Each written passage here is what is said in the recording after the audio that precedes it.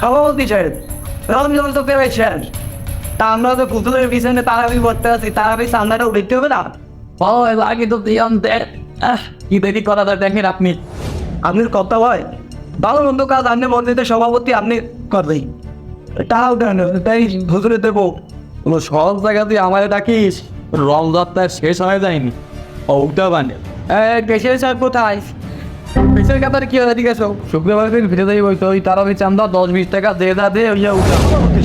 এই কিরকম কথা কইতে আছেন কখন দিই 10-20 টাকা যদি আমরা এই পর্যন্ত মুসল্লি দিই তাহলে কয় টাকা উঠবে? ইমাম সাহেব যে আমাকে কষ্ট হয়ে এত কষ্ট হয়ে আমাকে তারাবি নামাজ পড়াইতে আছে। ও গুলবান ও তোমার টেনশন কথা আমাদের গেলই না। বুজুর্গ টাকায় বলগত আছে, ওই 10-20 টাকা যা করে দে ওতেই বুজুর্গ হয়ে যাবে। তুমি এই কথার ভিতরে বাদ নাটকে দিবি বললি তোর ভালো থাকে না। 10-20 টাকা আর কি হবে এনে কোচিং করে এতে লেওড়াই হবে না, হুজুরের তারাবি বেতন আর হবে না রে। সবাই থামেন থামেন।